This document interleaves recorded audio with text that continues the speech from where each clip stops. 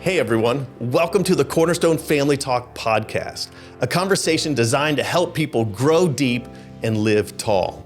There's no better place for people to grow than in a family. So welcome to the family. You'll find out very quickly that this is a compilation podcast. One episode you may hear an interview.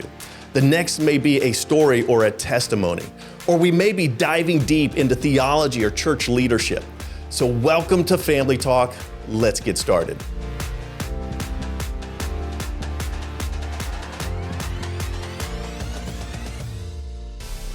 Welcome to our Family Talk podcast. Today I am with Dale Sisam, longtime pastor and ministry coach and presiding overseer of Harvest Network International. We're going to kind of dive into all this, of course, your personal life too.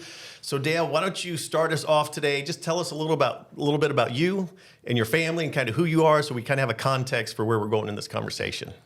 Thanks, Kevin. It's great to be with you. I've looked forward to our time together and just going to believe that God is going to do amazing things through everyone who's going to be listening today. My wife, Sandy, wishes she was here with us, but anyway, I have one wife, married to Sandy. We've been married for 45 years, just celebrated our anniversary. We have 3 grown children and 7 grandchildren. Wow. And we are just absolutely blessed. We live in the Twin Cities, Minneapolis, St. Paul. Both of us grew up in Iowa, but transplanted to Minneapolis over 40 years ago. So that's now home for us. Yeah, awesome, man. So how did you and Sandy meet? Well, we've known each other since we were little kids. Really? Yeah, so her parents are missionaries in Iowa. I often say I grew up on the foreign mission field in Iowa. And her parents worked for an organization. It was originally called American Sunday School Union, the oldest Sunday school organization in America. Started back in the 1700s, later became American Missionary Fellowship. And so they started churches and Sunday schools throughout mostly rural communities in central Iowa. And so one of the churches that I attended, which was a little country church a mile across the cornfield from where I grew up, was one of the churches that was on his mission field.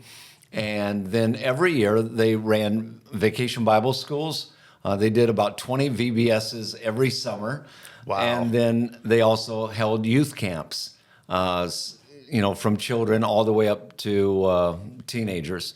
And so every year since the time I was 8 years old, I would go to youth camp. And so I've known Sandy since we were little kids. Of course, we didn't recognize or notice each other until we were much older. Yeah. When did that happen? That's the part you really want to get to. Right.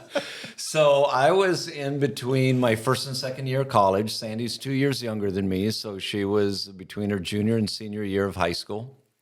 And it was 1 year at camp. I was a counselor at that time, and she was a counselor as well. And we just kind of noticed each other. And, you have your sessions during the day, but then in evenings, you guys had the campfire and sing along. And, I played the guitar, and she thought that was kind of cool. And, of course, I had long hair then, back when I had hair. And so, somehow we saddled up next to each other, and somewhere along the way, our hands kind of touched, and the rest is history. The rest is history. Oh, that's great. So tell me about how you came to faith in Jesus. Yeah, so as I mentioned, I grew up in Iowa, grew up on a farm. My parents love the Lord. They both are very active in our church, little country church that was literally a mile across the cornfield from where I grew up. And so I was always in church. I never remember a time I wasn't. Probably the Sunday after Mom came home with me from the hospital, we probably were in church because my mom played the piano. And she played the piano for almost 50 years at the same church. And actually probably over 50 years. So I don't ever remember a time when I really didn't, quote, love the Lord, but it was one summer during Vacation Bible School that the gospel story made sense. And it made sense in a way that an 8-year-old boy could understand. I knew that I needed a Savior. By the time I was 8 years old, certainly I wasn't a drug runner or anything, but I knew I had done enough that had displeased God that I needed forgiveness of sin. And so I went up to my vacation Bible school teacher, and I remember kind of tugging on her a little bit and said, I want to say that prayer. I want to ask Jesus into my heart. And again, it was as an 8-year-old boy could understand. I knew when I wanted to die, I wanted to go up and not down. I wanted to have my sins forgiven. And so I can still point to the place in that basement of that little country church where I asked Jesus to come into my life.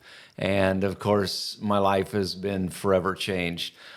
Interesting thing and funny part of that story is little did I know that 12 years later, that VBS teacher would eventually become my mother-in-law. And I often tease her. I said, you told me what to say then, and you still tell me what to say now. But she is just such a dear lady, and my father-in-law, who was such a mentor in my life, went home to be with the Lord last year, and she's doing well. Of course, missing her husband, but doing well, finding new places of ministry as well. Wow, what a great story. What a great heritage, right? Good family. Tell us about your musical ability, Dale. Well, first of all, my first instrument that I played was trumpet. I played trumpet from the time I was in 5th grade all the way through college. And then I learned a lot of brass instruments during that time as well. French horn, baritone, tuba. We went to a small school, so you had to learn, kind of do everything. But the one that I loved was playing guitar. And so I had an old guitar that was my uncle's that I, learned to pick up and just start playing. And only had one guitar lesson in my entire life. Wow. And so I started playing when I was about 12 years old, playing on the guitar. And then by the time I was 15, again, this little country church, we had a pastor that was so encouraging to young people. They were having a revival one week and wanted some special music. So there's 3 of us in the youth group that had some musical ability. Keyboard player and me as a guitar player and a drummer, and asked us to put together a little band. And so we did. And anyway, we loved playing together. And we ended up over the next 5 years building a band that traveled quite a bit throughout the Midwest, mostly in Minnesota or Iowa and Minnesota. And then we began to work with a lot of festivals, and it was just a joy. We were a good little band. Nice. And I started playing bass guitar, and then eventually switched to regular guitar, and then eventually electric. So, yeah. Very cool. Awesome, man. Okay, so I know you spent a lot of years pastoring. So tell us a little bit how you felt God called you into ministry. Tell us that story. Yeah, so that actually goes back to the time when we were playing in this band. I knew that there was a call on my life. There was a passion on the inside of me to reach people, and that's what we were doing in this band. Now, I got to be honest and say, my lifestyle did not always match my message while I was a teenager. And because of that, as I grew older and even got married, I always had in the back of my mind, I'm not good enough to be in ministry. Because, again, I go back to the times when my lifestyle didn't always match what my message was. And so I talked myself out of ministry, and I felt like I was Jonah eventually at one time, that I was running away from the call of God in my life. And there was a time, Sandy and I had been married for almost 5 years by this time. And so I was 25 years old, and God just grabbed my heart so much that I knew that I was called into ministry, and I was to quit running.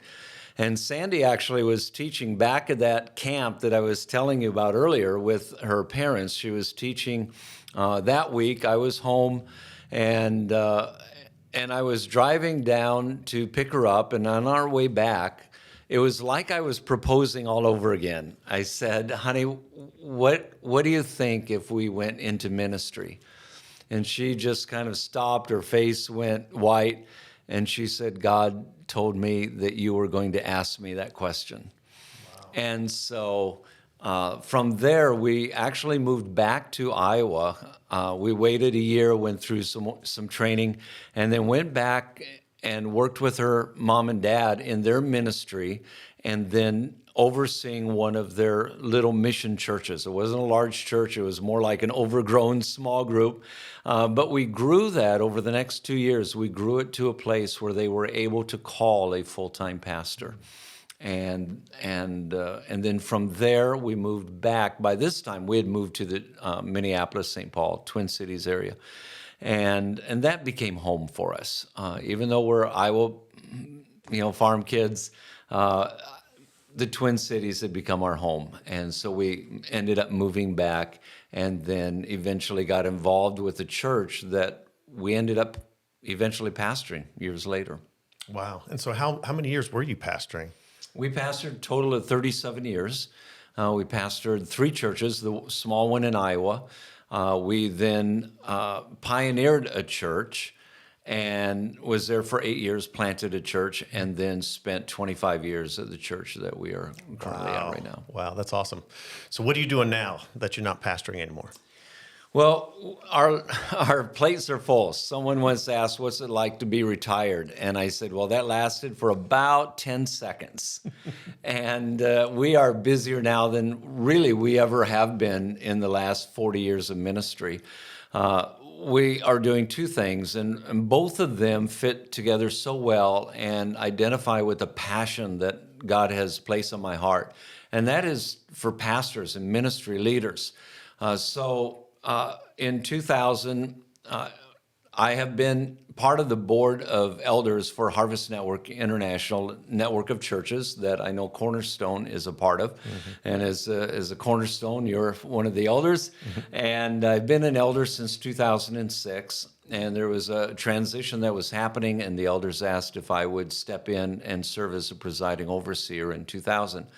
And in addition to that, Sandy and I work with another national nonprofit ministry called Standing Stone Ministry, a ministry based out of California, whose primary purpose is to provide confidential care for pastors and ministry leaders and their spouses, primarily those who are at risk of leaving the ministry prematurely. These are individuals that walking through a crisis, walking through whatever challenge they may face, and need someone to talk to, need someone maybe to walk them off a ledge, but encourage them in ministry. And so the beauty part between what we do with Harvest Network and Standing Stone, I liken it to what we do with Harvest is often what I call the front stage of ministry. With Standing Stone is the backstage of ministry.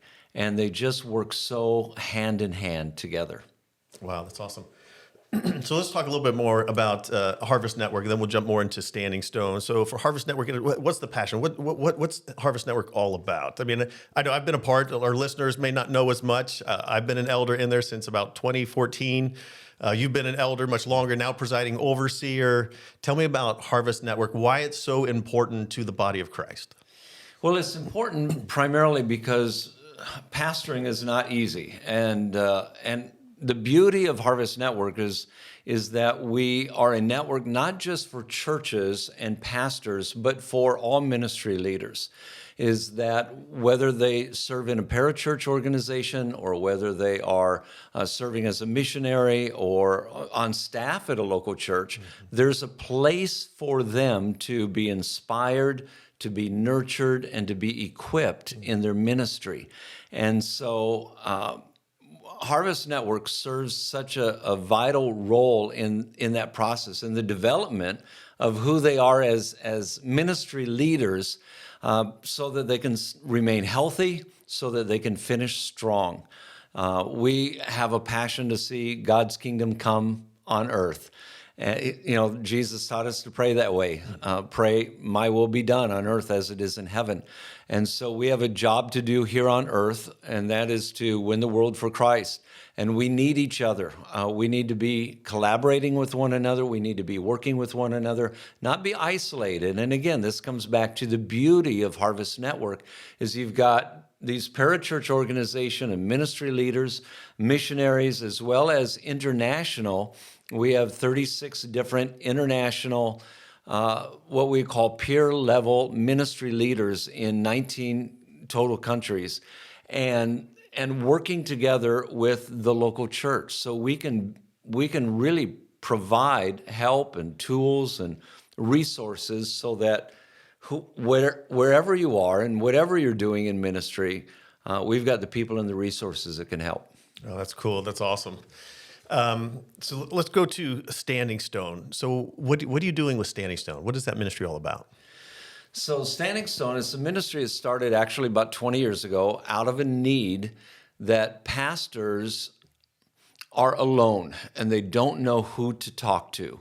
58% of all pastors say that they feel isolated, they don't have any true friends at all. Mm-hmm. And so the end result of that is that who do they share their burden with? Mm-hmm. If they share a burden of they're struggling maybe in their marriage as a ministry couple, they share that with their elders. They may come home and find out that they're fired. And so ministry leaders need someone to talk to. So we come along their side as mentors to befriend a ministry leader, to walk with them through life so that hopefully we can avert a crisis in their life. But when one comes, they know who to talk to so that they don't move into moral failure or as we've even seen recently, even high-profile ministry leaders that have ended up taking their own life, which is just such an absolute tragedy. And so we come alongside and to encourage and to minister and to provide care for those who are serving. Wow, that's awesome. Where do you think the state of the pastors are in the U.S.? You know what I mean, like what? How bad is it? How bad of shape are the pastors in the U.S.? You know what I mean, like the majority are struggling. Like, you have some statistics on that, and tell us kind of like what is happening among our pastors in this country. Yeah, first of all, the stats are not good at all, and there's many studies that have been done. First of all, is that about 1,500 pastors a month are leaving the ministry, just absolutely walking away. There was a study that was done in 2020 that showed that 29% of all pastors seriously considered walking away from ministry. Seriously considered. And not just moving from one church to another church, but go sell cars. Not that that's a bad profession, but literally walking away from ministry. And the question was asked, how does it relate to COVID? And so 29% because of COVID. Well, a year later, that number had jumped to 38%. So a year later, we even saw an increase of pastors and leaders that are seriously considered walking away. There's just been so much pressure that have been upon pastors, especially through COVID. You know, church members are not coming back, or whatever the case, or having to learn new skills, and pastors ended up being discouraged, being exhausted, and that has just exacerbated family issues and maybe even moral issue areas of their life that they maybe have never dealt with, and now it's coming to light. So we're really seeing an epidemic amongst pastors today because it's a spiritual warfare. The enemy is using this as an opportunity to take people out of ministry. Mm-hmm. So how does it work? A pastor reaches out to Standing Stone because they're in need, and then you guys do what? Yeah, so that happens really in a couple ways. One is built on relationships, our own relationships of pastors and ministry leaders that we know, that we just befriend them. You know, we say, can we take you out for coffee? Can we get to know you? You know, and we just tell our story. We're here for you. We want nothing from you. You don't pay us. We do everything that we do at no charge for pastors, ministry leaders, or churches. And so we do this truly because we don't want anything from them. We want to be there to serve them. We also have individuals that contact Standing Stone and standingstoneministry.org, org. And they'll contact and say, I'm in crisis, I'm in trouble, I need to talk to somebody. And so we get those calls as well that we will then answer. Oftentimes they're local, but sometimes we have to meet on Zoom, and we'll just connect in that way. Right, right. And you guys have been successful in helping pastors kind of move through crisis into maybe a more stable or steady a place and able to continue on in ministry? Yeah, that's the beauty, is that we are able to see the transformation that takes place within pastors' lives, or spouses. So my wife Sandy ministers a lot to the spouses of pastors, or maybe women that are serving in ministry. But we've seen individuals that have walked through maybe purity issues, or they've walked through the exhaustion issues or church conflict issues, and they're ready to just throw in the towel. And I could tell story after story. And what's different about our ministry compared to a ministry where you may have, you're ministering to orphans. You can put up a picture of an orphan and say, this is the little child that we're serving. Unfortunately, because what we do is so confidential, we can't do that. Right. We can't put up a picture and say, this is a pastor who walked through this challenge. So we just give this absolute promise that everything we do is confidential. Yeah, that's good. So how has your work with Standing Stone impacted the way you lead Harvest Network and minister to the pastors and ministers in the network? Has it made an impact there? Made a difference in the way you do ministry there? It's I'll tell you, it has it's revolutionized my life in such a way that it has, first of all, helped me to become a better leader. Because number one, I'm not doing this alone. I've purposefully built a network around me that I can go to. And so that there's people who are praying for me and standing with me, and people that mentor me, even though I'm a mentor. Mm-hmm. But as we serve in Harvest, one of our passions that we have for Harvest Network, and it really focuses on this word network, is that we want to make sure that we truly are networking, that our members are not isolated. They're not lone rangers out in the field. So we are developing the systems and the programs that allow us to truly work as a network, whether it be even reorganizing a little bit how we do our annual assemblies or our regional gatherings that we have every year. But beyond that is we're developing cohorts where our members can connect with one another, whether it's a prayer cohort or a topical cohort, we have one right now for women that are serving in ministry. And so you have these individuals all over the country that are now connecting together on a weekly basis that had never done before. Our ministry is almost 40 years old, and we're now having people that are connecting on a weekly basis. And I'll tell you, it makes me, as a proud papa, very, very pleased, because we're seeing the body come together. And so this is what we've taken from Standing Stone and tried to implant into this ministry to make sure that our leaders are not isolated, but we're truly connected with one another. Yeah, so as a network, we're networking even more than ever before, and we're seeing the fruit of that come to pass, So, okay, tell me, let's look towards the future for Harvest Network International. We see kind of where we're at now. We're credentialing, we're networking better than ever before. Where do you see us down the road in the future? What's your vision for the future of HNI? Well, first of all, I want us to get better at what we're doing. I really believe that we need to make sure that we are taking care of ourselves first and doing that really well. before we can even move on to further expansion.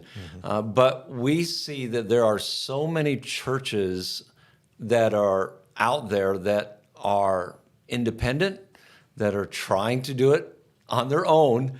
And again, we believe that we may be the best kept secret in the church world, that we can come along their side. We can inspire them and encourage them and nurture them and equip them to do what God has called them to do and do it better.